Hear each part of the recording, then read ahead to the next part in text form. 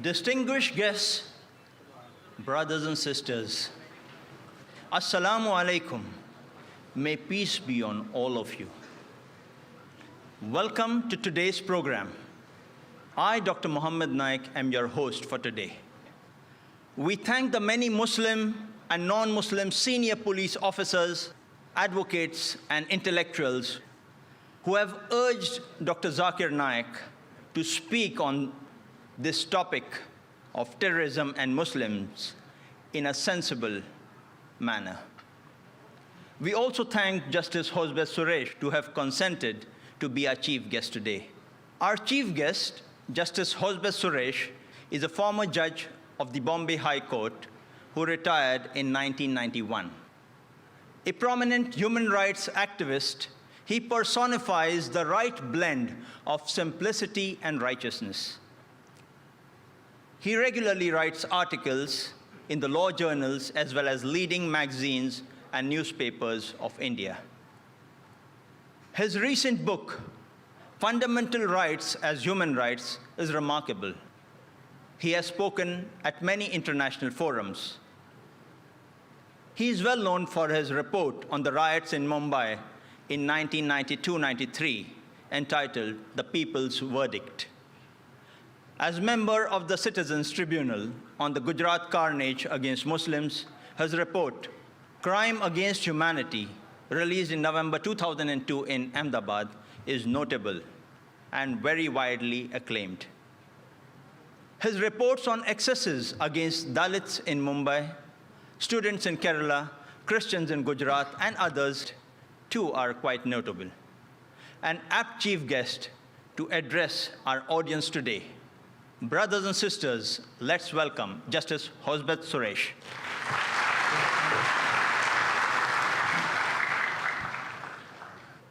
Friends, I think I should begin with Lord Denning, a great judge from England, because he's no more. I'll just say what he said once. Judges do not speak as actors do to please. Judges do not speak as advocates do to persuade. Judges do not speak as historians do to relate the past. Judges speak to give judgments. I'm a retired judge, not a tired judge. I give no judgments, but I think I speak. And I believe in speaking. I speak against violation of human rights. I speak against wherever there is injustice, wherever there is violence. I speak against that. And I always expect the judges to come out and speak. If judges cannot speak against violation of human rights, injustice, who else can speak? It is the experience all over the world that every violence by the terrorists has only resulted in more violence by the state. It's a sort of vicious circle, and it can never bring about any lasting solution. In 1984, we had certain bomb blasts in Delhi and around Delhi. The Khalistanis, it was Khalistanis movement. Khalistani movement was very, very active at that time. The Khalistanis were terrorists at that time. So what we did, how to control the terrorists? We brought TADA law. TADA, the most draconian law. TADA has been misused, as you all know. And what all things happened under TADA law? Large number of innocent people were arrested, tortured, kept inside. I remember Justice Ajit Singh Bains, a retired judge of the Punjab High Court, elderly man. And what he did in a public meeting, he was talking of the oppression that was going on in Punjab, elsewhere. And he said in a public meeting, someday we will be free from this. Now, the TADA law had the provision for disruptive activities. Nobody could have said anything about disruption of this country. Nobody could have spoken about cessation of any part of the country. Nobody could have said Kashmir should get independence or some other part should be free. Nobody could have spoken about it. And if you say anything of the kind, that would be an offense. So when Justice Ajit Singh Bains only said, one day we'll be free from this, what he meant was free from oppression, free from injustice. What happened to him? He was arrested, handcuffed, a judge of the High Court handcuffed, paraded in the street and taken before the High Court. The High Court judges could not give bail. That was the law. Went to Supreme Court could not give bail. So he had to remain inside for nearly more than a year. What happened at the end of it? There was no case. This is the kind of thing, that was the law. Under Tada law, over 75,000 persons were arrested. They were all kept inside. No bail was given to them. And under the Tada law, the police could extract confessions, torture, variety of ways of torture, violence in torture, also things, and then extract confessions. And ultimately, what happened at the end of, when the Tara came to an end, sometime in 1995, you'll find, at the end of it, large number of houses, people suffered, all sorts of injustice. But at the end of it, 72,000 and odd persons were just released. No trial, no case, nothing of the kind. But they suffered injustice for months together, years together, inside the jail. And again, what is the conviction rate? Again, one conviction under Tada law was only 1.8%. So yet the Tada law had its effect. It made the police autocrats. The police could do whatever they liked, and none could do anything. The politicians could use Tada law for whatever they wanted, and they could arrest and keep any person behind a bar, and nothing could have been done. So in 1995, the law lapsed because there was widespread protest against this law. We all protested. Tada is a draconian law, and we don't want that kind of law. And it has not brought any terrorism down if you think of terrorism as such. So it came to an end from 1995. Then, of course, came 9/11, 2001. And what we did immediately, nothing happened in India. Whatever happened, happened in New York, World Trade Center. Yet Bush had announced, and immediately he said, there'll be a war against terrorists. And Bush had again said, those who are not with us are against us. And we wanted to show, oh, we are with America. We are with Bush. So what we did, we brought POTA. Again, what happened in POTA? It's a versatile law and hold-all law. You can arrest anyone under POTA. Again, the same thing happened, what happened under Tada law. And large number of people suffered. And they were arrested, terrorists or no terrorists, nobody knows what it was. This is the kind of law. Law was brought only to terrorize the people. See, this is relevant because today people do talk of POTA. They want a law like POTA after what happened on 7/11 in the trains in Bombay, or what happened in Malagaon 2 days ago. They say without law, harsh law, we cannot control terrorism. And I can tell you, harsh law had never been able to control terrorism anywhere in this country or anywhere in the world. Again, when POTA was there, as I tell you, POTA was being debated in the parliament. And what happened was, when the ordinance was being debated, there was an attack in parliament on 13th of December 2001. Thereafter, when the POTA was passed, in Calcutta, there was US Information Center was bombed. There came Akshardham Temple, sometime in 24th September 2002. Then came Raghunath Mandir, 24th November 2002. Then we had in Ghatkopar, Mumbai, Mulund, on 2nd of December. And then, of course, Gate of India, Zawari Bazaar, 25th of August 2003. So in spite of the law, whatever bomb blasts were continuing. And POTA had no effect on whatsoever. In the year 2002, according to a statement made by the Attorney General of India at that time, 4,038 terrorist-related violent incidents took place in Jammu and Kashmir. In spite of the army and other security personnel and the law, the number of terrorists killed on the spot in the year 2002 was 1,707, of which 508 were said to be foreigners. In Kashmir, the total number of people killed during the last about 17 years amounts to about 80,000. Thousands have simply disappeared. And this has happened in Punjab. Punjab also, when Khalistan movement was there, large number of people were disappeared. Nobody knows what happened to them. Till the other day, some years ago, they found the dead bodies, the skeletons on the side of the river Bias. I remember I'd gone there to conduct an inquiry. And what I noticed there was, I went around, talked to people, I went around, went to some houses. And in most of the houses, the elderly couple were there and the younger children were there. The in-between generation was not there. Nobody knows what happened to them. They were taken to the police station in the midnight, and next day they would not come back. And after 8 days or 10 days, they would be found dead somewhere here or there. This is a kind of law. So, question is, violence is a continuous thing, killing and counter-killing. In Kashmir, in Manipur, I went to Manipur, again the same thing. In Chhattisgarh, in Telangana, in many places, killing has been routine. The other day, the Prime Minister suggested we should have counter-terrorist wardens.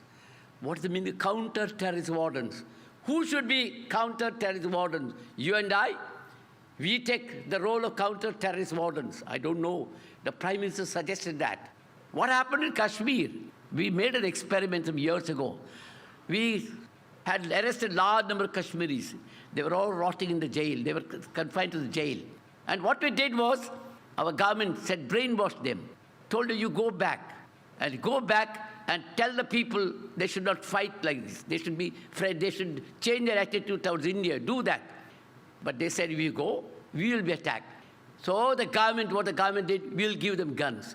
So the people who went back were given guns. And I remember during one of those elections, our People's PUDR, the Democratic Rights Organization, brought a report.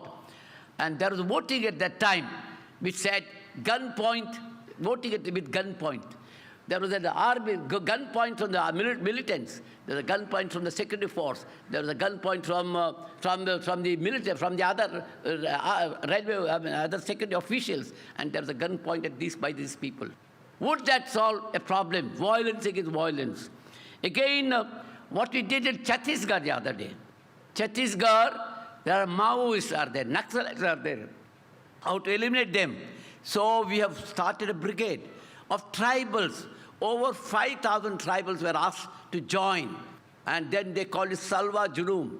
And with the result, what happened was, all the tribals were killed, but the Naxalites are still there. This is the kind of thing that we are thinking. So what I'm trying to say is, not a single terrorist in this country has been tried or convicted. Nothing is of the kind. What we have done is only killing. In Bombay, for example, bomb blast took place in 93. Conviction, of course, still we don't know. Conviction, the real culprit, where are the real culprits, one doesn't know.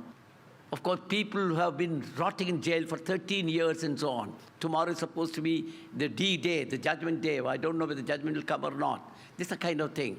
And again, you'll find in Akshardham, there was an attack. Again, who are the culprits? They were shot dead. In Parliament attack, who are the culprits? We don't know. We shot them dead. This is the kind of thing that we are doing. So we have only violence as in answer to violence. That is always the kind of thing. Even after 9/11, what did Bush do? He declared a war. War against whom? War against terrorists. War against Osama bin Laden.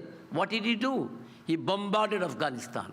He killed a large number of poor people.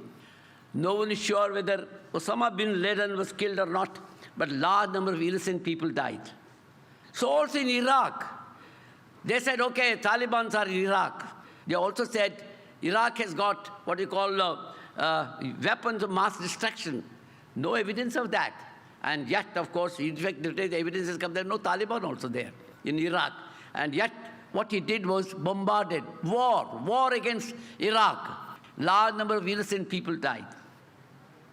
The number lost to terrorist atrocities in New York, on the World Trade Center coming down, is less than a tenth of the toll in Iraq, that kind of killing. And it is not a war according to law. It is an unjust war, and not according to the international law. And everyone has a right to protest against that war. Anyone could protest. Anyone could condemn that kind of war. Be a Hindu, Christian, Muslim, fundamentalist, or otherwise. You have a right to protest. Just because we protest and condemn, we cannot be considered as terrorists. One of the most difficult problems is to define terrorism. See, we talk of terrorists. Where is the definition of terrorism? How do you define terrorism? Tada did not define terrorism. Porta did not define terrorism. Only terrorist acts were defined. And those acts could be even under the Indian Penal Code. They're not different. Murder, killing, dacoity, using guns, all are under the ordinary law. But at the discretion of the police, they can use it as an act of terrorism under Tada law. If it could be broadly agreed that the deliberate killing of innocent civilians, you find this kind of definition in the dictionary. If it could be agreed that the deliberate killing of innocent civilians is a central element in most definitions of terrorism, then in that event, the worst terrorists of the last century should be the USA for bombings of Hiroshima and Nagasaki, where suffering of large number of innocent people has never been healed even after 6 decades. Just killed lakhs of people in these two places. So also, the worst violators of the 21st century as it began are the USA and Great Britain.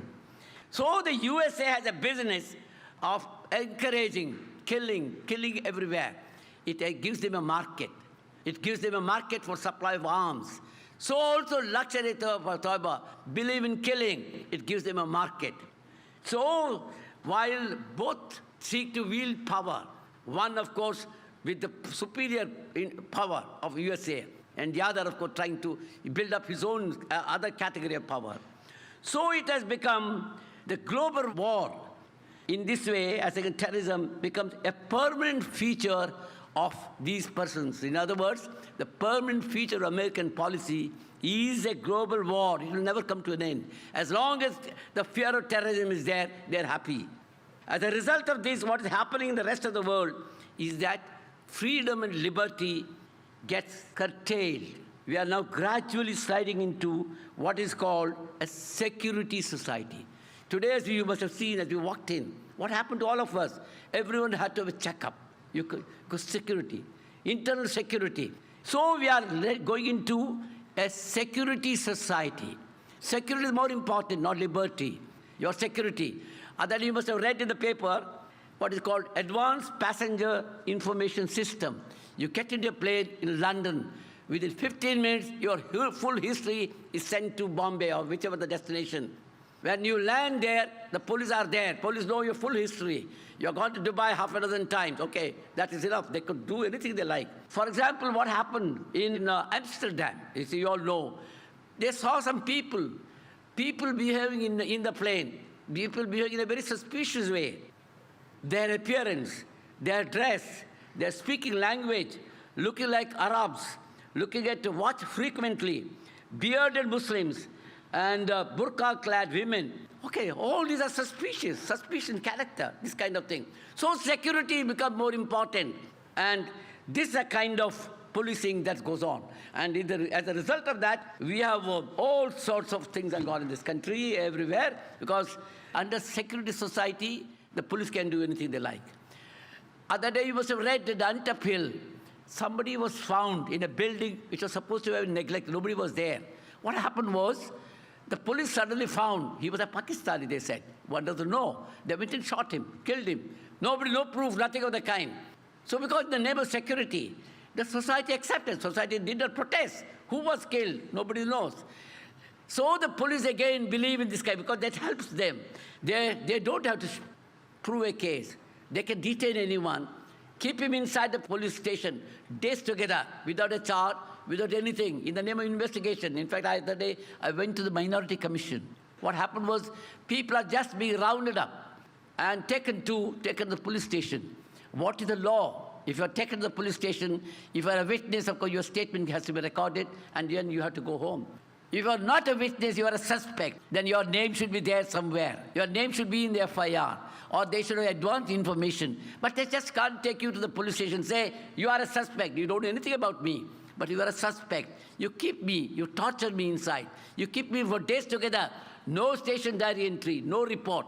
And one fine day, you handcuff that man with another unknown person who's supposed to come from Pakistan. And they say, you are connected with these two together. This is the kind of system. So in the name of security today, police can do whatever they like. Anyone can be killed in an encounter, deaths, and no investigation. In the name of security, every movement of yours can be tracked.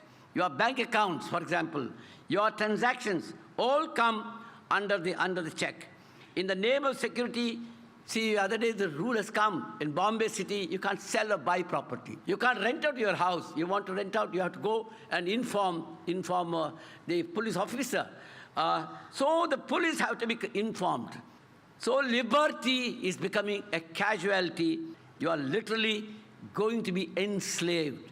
Soon, if this kind is encouraged, ultimately, you slowly, your rights are being taken away. Your liberty is being taken away. You are enslaved. This is a kind of thing. And I tell you, this is not something new. When TADA was introduced, also it was introduced for the sake of security.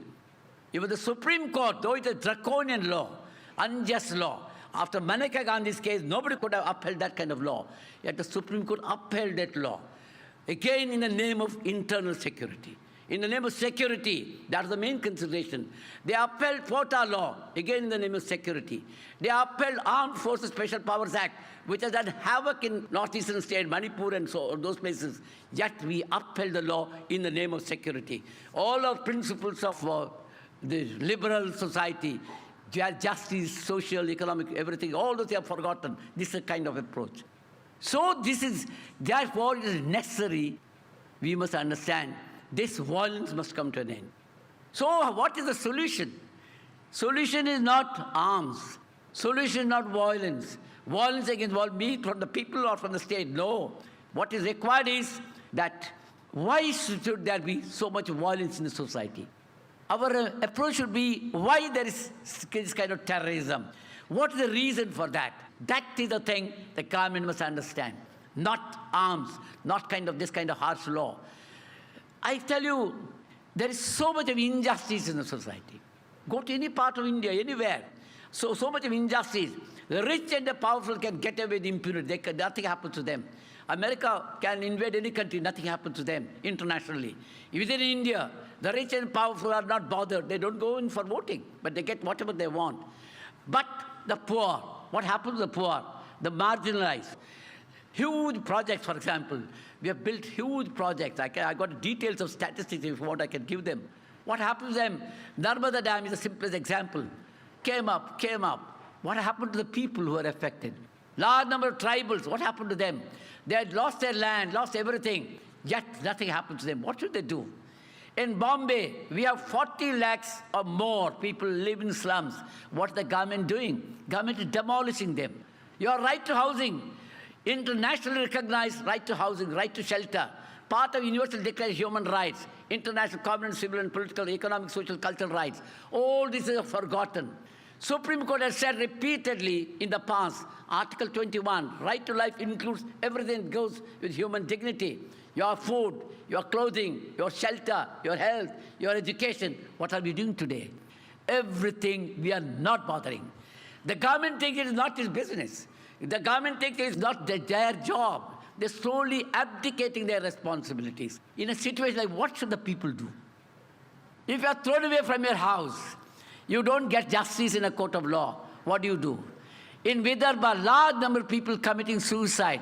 Repeated approaches, repeated appeals. Government is indifferent. Government is doing nothing. What should the people do? These are the questions. How do you answer? I remember once Arundhati Roy said, in a situation like this, where people get no justice, nothing happens to them. At that time, what happened to them is they refused to take this into account. I remember I went to Gujarat after the riots. Large number of young children have seen their mothers and sisters being raped and burnt. Nobody guided them.